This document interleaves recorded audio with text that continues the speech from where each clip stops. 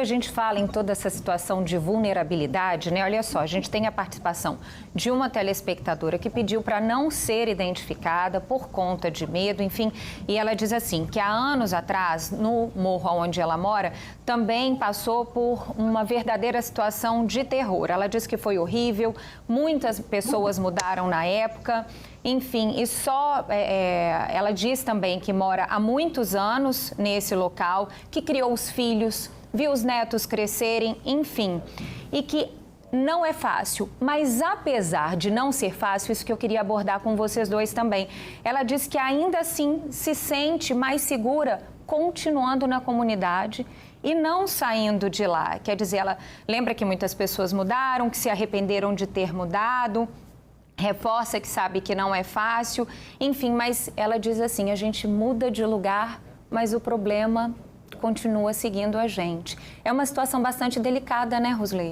Total, Ana, total. A gente vem percebendo, né, que essas políticas, elas não estão trazendo de fato a segurança, seja lá no morro ou seja aqui embaixo, né? As políticas de segurança pública, elas não são efetivas e permanentes. Então, quando a gente vê falando, olha, a polícia vai, mas depois a polícia sai, o próprio secretário deu a entender isso. Não, a polícia vai, a gente manda as forças especializadas, mas depois a polícia sai.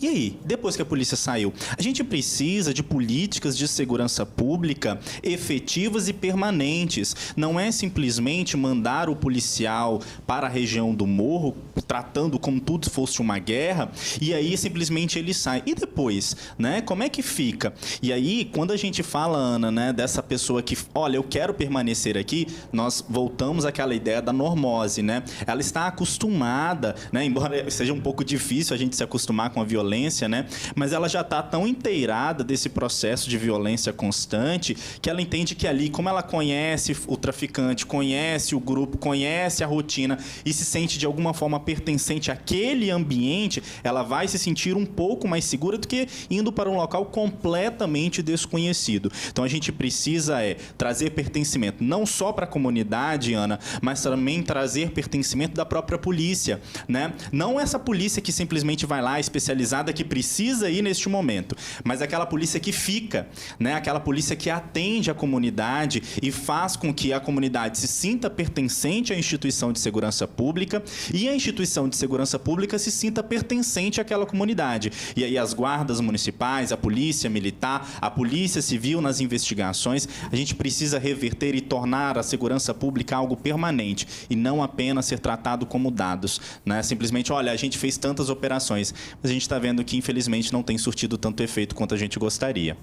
Pois é, inclusive, Letícia, a gente vê que em situações de conflito e de extrema insegurança como essa, como isso gera todo o envolvimento não só das comunidades, das pessoas que moram nessas regiões de conflito, mas também da sociedade, de uma maneira geral, né? Pessoas de bairros vizinhos, pessoas às vezes que moram distantes também, mas se preocupam. Por exemplo, tem uma telespectadora aqui que diz, enfim, comenta essa questão da falta de efetividade do governo em estar mais presente, em investir de maneiras diferenciadas nessas comunidades, né? E ela diz que enquanto a maioria dos afetados pela violência forem os moradores dessas comunidades, ela acredita que não vai haver tantas ações. Essas ações não vão existir com tanta força. É preciso um envolvimento coletivo, ou seja, das pessoas que moram lá, mas das pessoas que também não estão presentes lá, né? Isso é uma rede de solidariedade, de Sim. Preocupação coletiva, né? Sim, e quem não está preocupado, em alguma dimensão, está numa situação ilusória, porque engana-se quem ainda pensa que esse problema é um problema local, né, geográfico. Longe disso, todos nós estamos implicados nesse problema. E todas as vezes que um canal de comunicação traz essa questão da voz à comunidade, mostra para quem não está lá dentro o que eles estão vivendo, e eu acho que a internet, né, todo esse avanço da comunicação trouxe isso. Isso também nos atravessa quem não está lá dentro. Traz também um desconforto, porque você também se coloca nessa situação de vulnerabilidade, mas esse desconforto, ele precisa também vir em forma de posicionamento. É claro que nem todos nós temos acesso, né, aos órgãos públicos ou de repente uma emissora de canal aberto como essa, mas quando nós formos votar, quando nós tivermos ali, quando nós nos manifestarmos enquanto cidadãos, que nós também tenhamos esse pensamento e essa preocupação em relação à violência, porque é o que eu disse anteriormente, não existe saúde emocional, não existe desenvolvimento cognitivo, não existe aprendizagem de novas informações e desenvolvimento de um local como um todo, onde a violência está instalada, né? Rosley, a gente ouve muito falar, né? Enfim, na tal pacificação.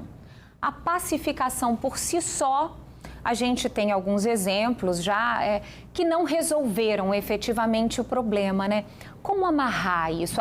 Ela é efetiva, mas ela passa a ser efetiva quando? Acompanhada? Como que você avalia essa situação? A gente precisa, Ana, ter 2 momentos para essa discussão. O primeiro momento é quando a gente leva em conta e leva em consideração a ideia de esse primeiro momento da guerra, né? Guerra entre aspas, né? Desse momento da violência. Então, nós vamos enviar as forças de segurança para que elas tentem trazer uma situação de segurança para que as políticas de fato existam. Então, por exemplo, essa criação, né, de como foi feito em alguns estados, né, das UPPs, das unidades de pacificador, elas só vão surtir de fato efeito primeiro, quando a polícia também mudar, né? A nossa polícia, ela é uma polícia que, principalmente a base dela, ela é formada para combater. Ela não é formada para pertencer. Isso não é culpa dos policiais, né? Os nossos policiais são guerreiros. Os nossos policiais, eles lidam com uma falha lá na legislação, com uma falha do governo que não dá equipamento, mas, ao mesmo tempo, ele precisa resolver todos os problemas, né? Então, ela vai para o enfrentamento. Então, a gente precisa de uma transformação no processo de formação da nossa polícia para que ela se sinta pertencente ao grupo social que ela está inserida. E nós precisamos também, Ana, que a população entenda o papel da polícia. Porque o que a gente vê muitas vezes, Ana? A polícia entra, a população vai lá e joga pedra e bate na polícia, a polícia tem que se afastar. Aí isso vira uma constante. Mas isso acontece porque a polícia não se sente pertencente àquele ambiente e aquele ambiente não se sente pertencente àquela polícia. Então a gente precisa, nesse momento, transformar. Então não é do dia para a noite. Então a pacificação, ela precisa começar com a transformação da polícia, com políticas públicas garantindo o acesso daquelas crianças, daqueles adolescentes, daqueles jovens a emprego, a qualidade de vida, a espaços públicos que, de fato, façam com que elas se sintam pertencentes àquele ambiente, praças adequadas e que elas consigam sair de casa, Ana, e se sentir, olha, aqui eu me sinto seguro.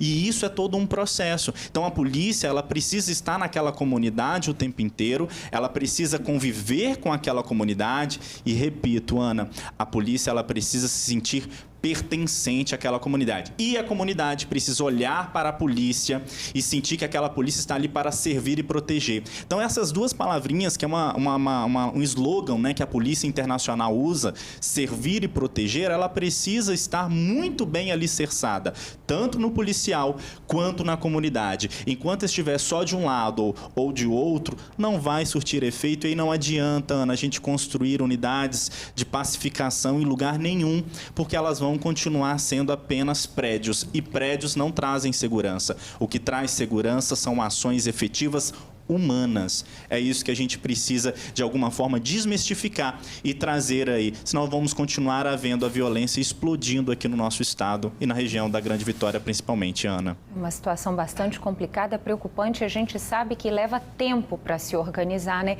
Letícia, o que essas pessoas podem fazer para poder, é complicado a gente dizer isso, né? Mas se sentirem um pouco mais confortáveis, trazer um pouco mais de sossego ou algum tipo de ajuda, o que elas podem, a quem elas podem recorrer ou ao que recorrer em meio a todo esse conflito, enquanto a situação não apazigua?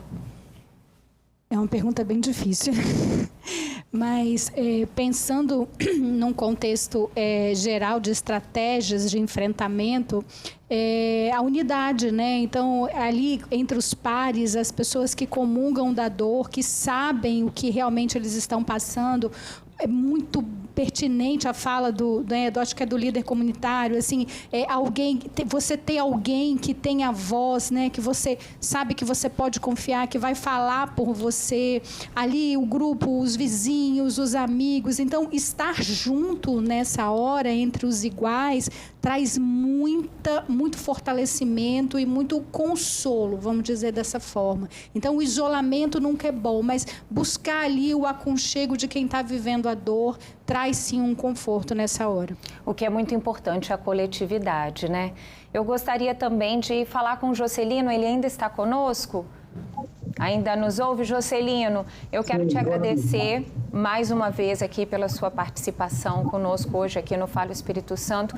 E a gente vai acompanhar de perto qualquer desdobramento que acontecer. Por favor, as portas estão abertas.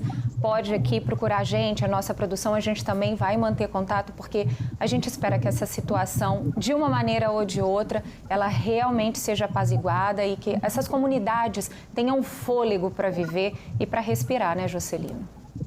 É isso que a gente busca. A gente trabalha na proposta da cultura da paz, da circulação das pessoas com toda tranquilidade. No domingo agora, está nas redes sociais do Instituto Raiz, nós fizemos uma grande mobilização no alto da comunidade, envolvendo todas as comunidades.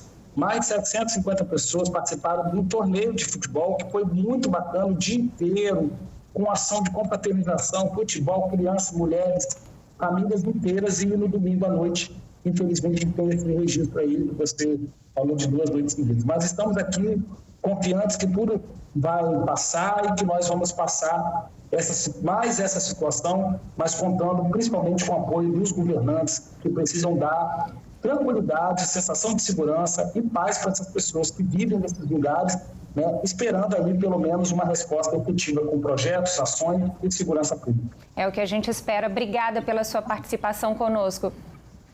Também quero agradecer a participação da Letícia, do Rusley. Muito obrigada aí pelos esclarecimentos, pelo bate-papo, por essa troca tão importante para quem assiste a gente, para a comunidade, para que as pessoas entendam realmente o que está acontecendo, né? Muito obrigada. Obrigado, Ana. Foi um prazer.